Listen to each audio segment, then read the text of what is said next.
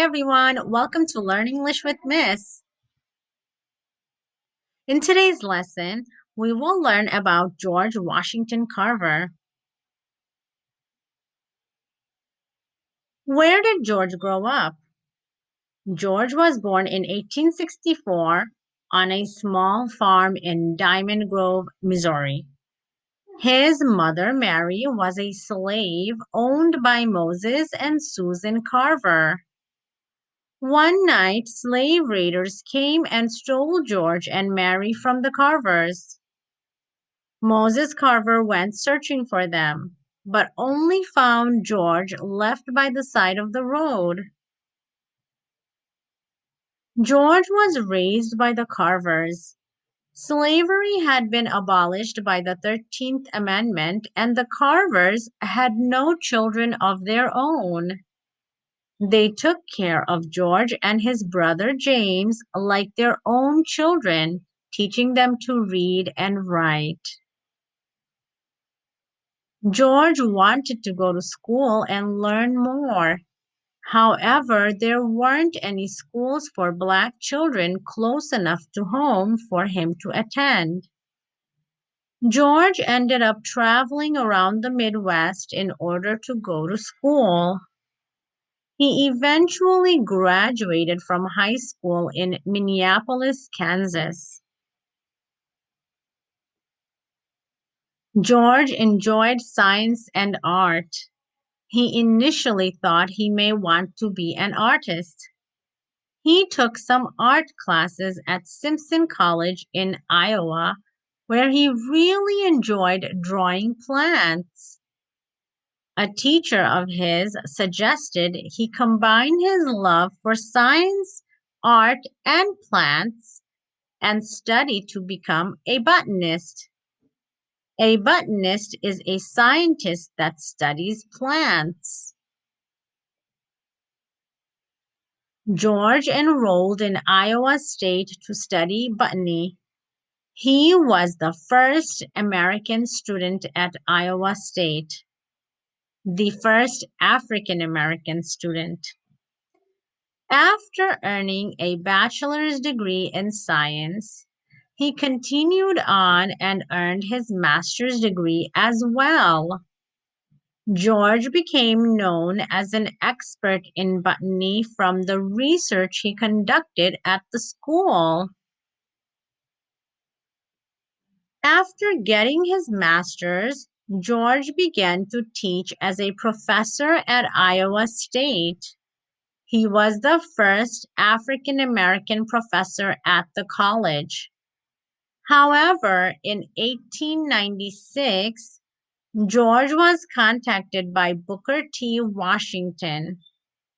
Booker had opened an all Black college in Tuskegee, Alabama. He wanted George to come teach at his school. George agreed and moved to Tuskegee to head up the agricultural department. He would teach there for the rest of his life. Crop rotation. One of the main crops in the South was cotton. However, growing cotton year after year can remove nutrients from the soil. Eventually, the cotton crop will grow weak. Carver taught his students to use crop rotation. One year they would grow cotton, followed by other crops such as sweet potatoes and soybeans. By rotating the crops, the soil stayed enriched.